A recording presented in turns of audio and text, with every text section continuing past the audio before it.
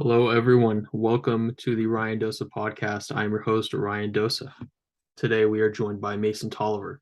Mason is a fellow Crespi alumni, where he won the Crespi Man and Peg O'Connor Awards for the class of 2017 after being named to the All Mission League football teams playing inside linebacker as a junior and senior. He went on to get a degree in finance from Carnegie Mellon's nationally acclaimed David A. Tepper School of Business. Mason played 4 years of football at CMU and appeared in every game. He was a member of the President's Athletic Conference as an all-conference team as a junior and during his captaincy as a senior. Mason now works as a financial analyst with the Business Development Group for California Resources Corporation, where he focuses on energy transition projects. He is here with us today to talk about his fitness story, life after football, and anything else I throw at him. Here is Mason Tolliver. Mason, how are you? Doing great, Ryan. How are you doing? I'm swell. Thank you for asking. So yeah, just gonna jump right into this. You had a pretty big transformation, man. You lost how many pounds did you lose? So when I started, I guess from the apex of the weight, I was around 220, so I got down to around 169, so a little over 50. Sweet. Hmm. Awesome. Yeah, you for those of you listening, you can go check out Mason's transformation pictures on either of our Instagrams. They're up there, and yeah, it's pretty cool. You did something not a lot of people can do. You know, a lot of people they'll lose 10 pounds, gain 15 back, lose five, gain 20 back. But you kept it, you lost it, and you kept it off. So, what are you at right now? Right now I'm about 175, which is good. I was a little bit worried coming out of Thanksgiving. I might creep up to around 180. I was able to kind of manage that, stayed at around 178, and now I'm back down to 175, which I know I got down to 170, but kind of felt a little bit more comfortable resting at 175. So we've been at 175 probably for the last, I'm going to say 2 months now. Right, right. Yeah, I remember we actually got that workout in at Northridge together, and you showed up with a bang. You sipped on that bang there. You looked like a zombie, man. You were just like the clothes were seeping in. It's Yeah. definitely not the Mason that we were used to in high school, not the saucy Mace. You know, you were kind of No. like sagging it a little bit, the clothes. But that was cool, man. Again, like I said, kudos to you because a lot of people can't do that, and you managed to do it. Um, for the people listening, what are some tips that you could give people that are going to try to go through something similar? So maybe first start with tips and then some struggles that you faced along the way. Yeah, I think the first thing I'd suggest to anyone kind of going on a weight loss journey is whatever path or method you decide to utilize, one, make sure it's the right one for you and make sure it's something that you're comfortable doing. But then I think two is having the discipline to stick to it. Because even if you're not seeing results, maybe week one or even month one, I think just having that steady discipline, that diet of I'm going to do this every day or whatever your workout regimen is or whatever your diet regimen is, just sticking to it because eventually you work on something long enough, the results will come. And I think that's something that I think a lot of people talk about in life, but maybe don't necessarily apply it to fitness or dieting. Just having that maintained steady discipline. I think that's what really helps me keep the weight off, now that it's finally off. Right, right. And how many, Mason, tell us how many raw animal body parts did you eat during this? Ah, How let many me how let me many bull testicles? How many raw livers? How many I don't know if you're familiar with The liver. organs, Yeah, yeah, I Liver was King. Yeah, spoofing no, off I didn't. No, of. I haven't didn't have to dabble into any unnatural methods, I'll say. I thought that was a secret. Nah, nah. I've been eating raw livers for the last 2 years. More on, hey, good for you. Whatever works for you. That's not what I did. What I did, I mean, for anyone out there who's wondering, is I essentially just monitored my carbs. I didn't really change really too much outside of that. Maybe scaled back on a couple foods that might be considered a little fattier, like beans, for example, and eating potatoes a little bit less. But other than that, I think just kind of managing my carbs and maintaining a decent level of protein, enough protein to sustain my workout regimen. I think, yeah, that was kind of it. No, didn't have to find any testicles or, do any weird, animal hunts and things like that. Just keeping it simple. You're not connected with the ancestral lifestyle, brother. Now the primal stuff about like not wearing a shirt, I am kind of into that. I am kind of into just being you. Yeah. Sometimes it's nice to be out on the beach in nature. You're outside, take your shirt off, get connected. I do get that though. I see that.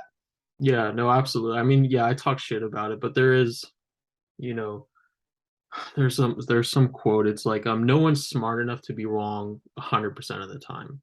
Right. So I take that approach when all this ancestral, most of it is garbage, in my humble opinion, but Hmm. there's grains of truth for sure in everything. So yeah, but yeah, speaking of Liver King, in this whole, you know, social media, obviously there's a lot of people using steroids and not being honest about it.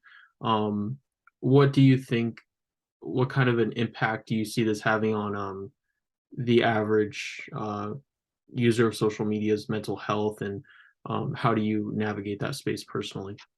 Yeah, it can definitely be damaging. Seeing people that look in a way that's not necessarily attainable through natural means.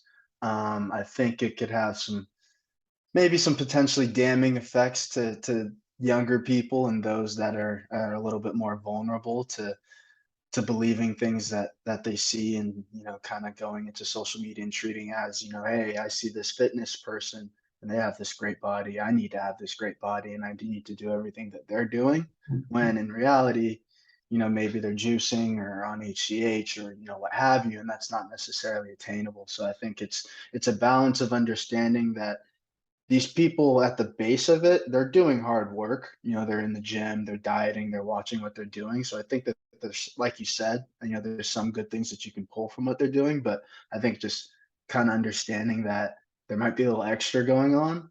I think that's one thing that can hurt. And for me, I think what always helps me out is coming back to remembering that what I'm seeing on social media is what other people are doing. It's not necessarily what I'm doing. I could like what I'm seeing and maybe try to implement some of it, but at the end of the day, I'm not Liver King or The Rock or any other bodybuilder. I'm just Mason. I'm here trying to live a functional life.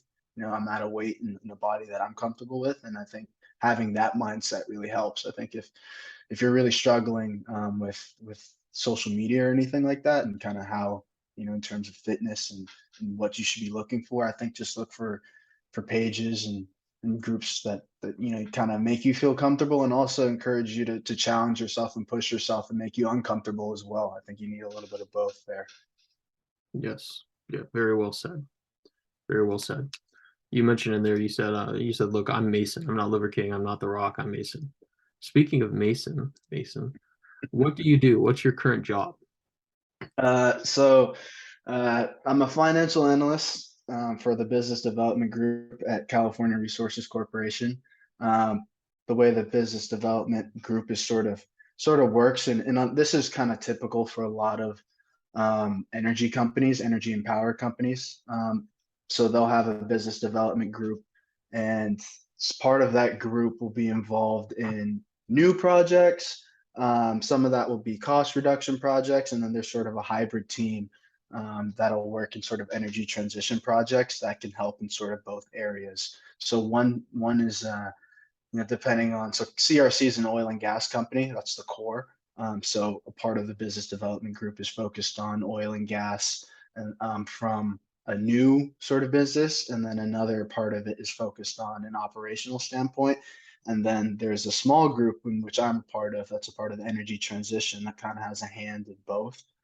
We look specifically at renewables, looking at what the future of or our oil fields in California are going to look like.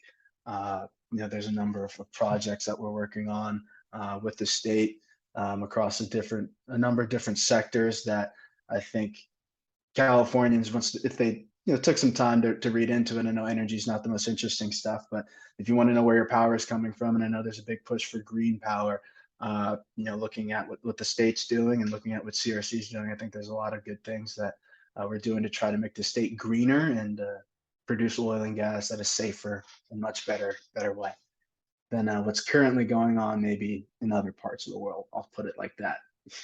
Oh wow, awesome, man. Mhm. Yeah, it's I know you in high school you were always big on the numbers, always running the numbers, always rationality is very big. What are the forget the feelings, what do the numbers say? You're a numbers guy, you go by the numbers. Mhm. So I'm glad it sounds like you found a good fit there. And yeah, next question.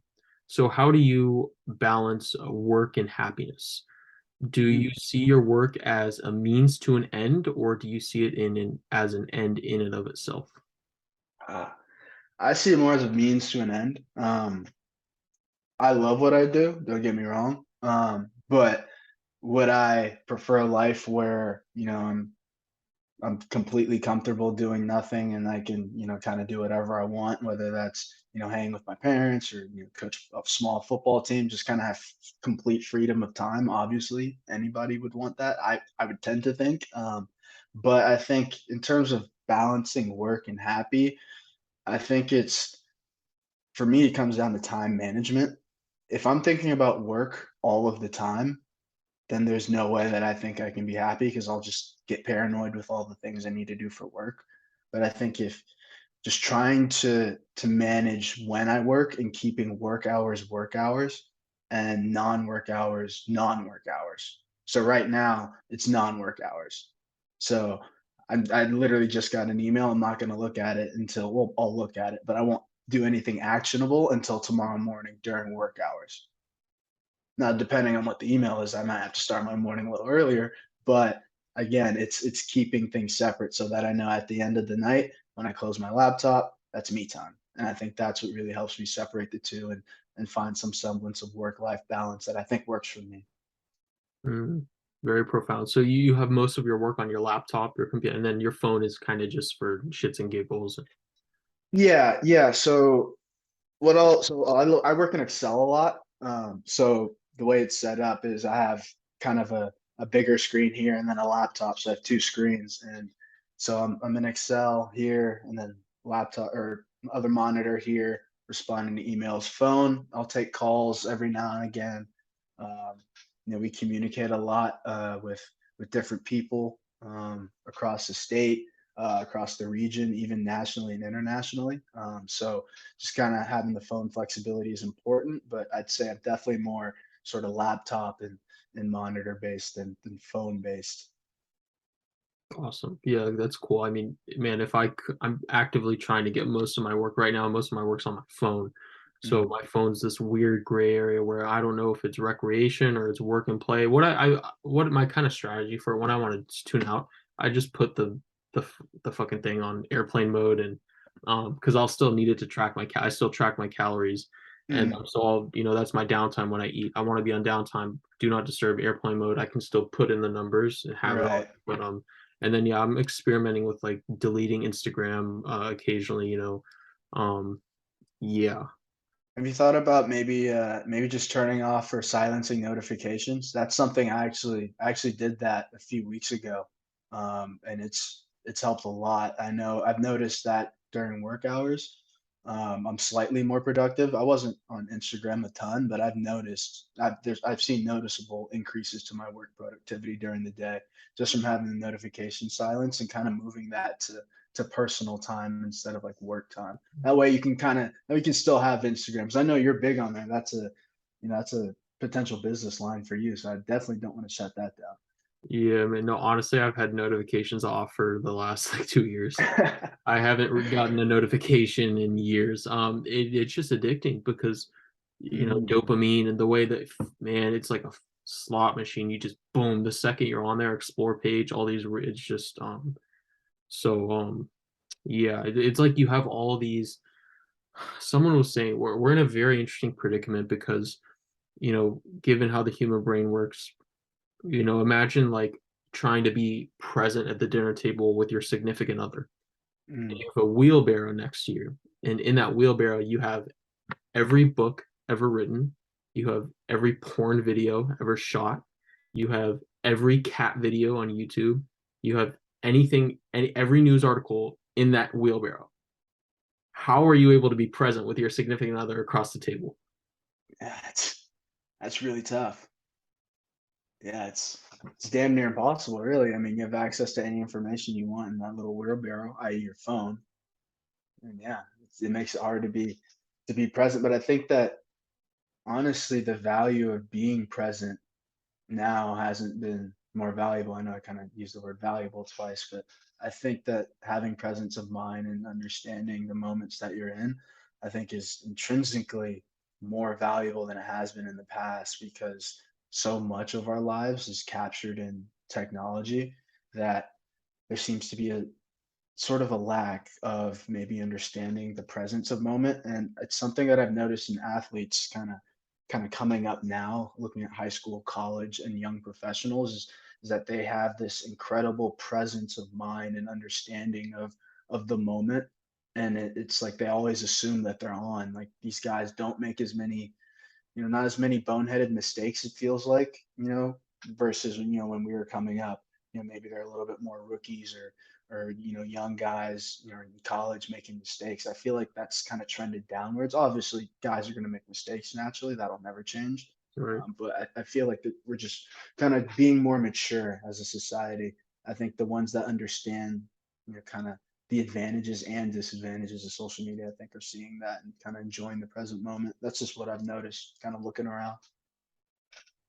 Mm, yeah, yeah, man, it's getting younger. It's like when we were coming up, it's like college got media attention, and it's like, oh shoot, they're filming the high school games. Like, okay, and then by the end of high school, and then we blink, and man, these sixth graders are getting offers like under the radars. Yeah. Class of 2030. Man, Like that's it flew tough. right by our eyes. Yeah, I don't know. It's a mixed bag. The pool is deep. If you were to ask me, the impact of social media. Look, the bottom line is we're all engaged in this social experiment. No one knows how it's going to play out. Jaron Lanier, if you're familiar with him, he's very against it. Public intellectual. You have other people that are advocating for it. I think there's actually very weak but statistically significant correlation with Instagram usage and suicide rates dropping. Hmm. Interestingly, um, but yeah, it's just an experiment. We don't know. Sam Harris, another huge public intellectual. I mean, he's been very influential on me. He deleted his Twitter the other week, talking about how it was just having detrimental impacts on his mental health. Hmm. This is someone that has spent like half his life meditating in a meditative state.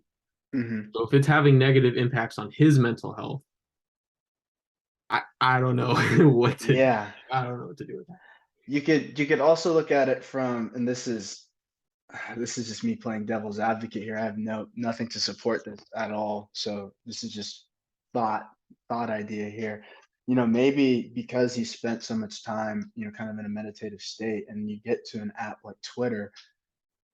If you're new to Twitter, Twitter is a cesspool of Oh, anything and everything you could possibly imagine. So kind of going from a into total introspective self and then kind of jumping into Twitter, with both feet into the deep end. he I can didn't. kind of He see how he didn't. again, yeah, go ahead.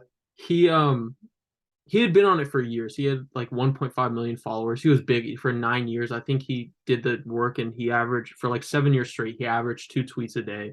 He said for him, it's because he's tackling these big topics, right? So he's Mhm. tackling religion, he's tackling politics, he's tackling these big topics. He's like, look, if you're on Twitter and all you're posting is cat videos, you're gonna have a great time. You're gonna get nothing but love. But Mhm. if you're tackling, so he's like death threats and people like just idiotic people engaging with him, and like he'll try to change, he'll approach it in good faith and be like, well, why do you think that? But and there's just no reaching some of these people. Mhm. That just over time, he said that it was giving him a negative view on humanity, and Mm. that's why he couldn't take it anymore. And so yeah, I don't know. We're gonna figure it out as socially as a society. Speaking of Twitter, however, um, we spoke very, very briefly before this episode. You said you didn't want to talk about individuals, so I want to ask you about an individual. But free speech, okay, Mm. Twitter. What are we thinking there? Obviously, you have the free speech absolutist. You should be able to say whatever you want, whenever, like no one's business. Let the public. I think Jordan Peterson actually was advocating for Trump to be reinstated to Twitter, saying that, hey, let him do his thing. Let it should be decided out in the public. Okay. Hmm. Other side of the spectrum, you have, I believe Sam actually was on this. Kind of, we need to, yeah, free speech, but you can't go into a theater and yell fire, fire, fire if there's no fire. That's at that point you're harming, public operations. Do you have any insight there? Yeah, sure. Free speech is it's definitely an interesting topic. I think for one, where I start is I think for the most part, you can kind of say whatever you want, right? I mean, I could come on here and say I could throw racial slurs out if I wanted to, but and there's nothing you could do to stop me from saying anything I want right now. But the thing that stops us from saying things like fire in a movie theater or from me just listing off racial slurs right now is consequence. So although there's freedom of speech, there's no such thing as freedom of consequence. Everything you say and do, especially in a public forum, potentially has consequences. So if I go out into the middle of the street and say I have a bomb, well, there's a good chance the bomb squad shows up and some cops show up, and I go to downtown LA and I get questioned for why are you causing a bomb threat, you know? Yeah. So I think from that angle, in just pure speech, sure, say whatever you want, but just understand that there's going to be repercussions for those words. And so when it comes to people being reinstated on Twitter, I'm all in for of it. I do think that Twitter has the obligation though to remove things that could be deemed as hateful. So I think that's where, because Twitter is a social media platform and it's not necessarily open air, they do have the ability to regulate somewhat.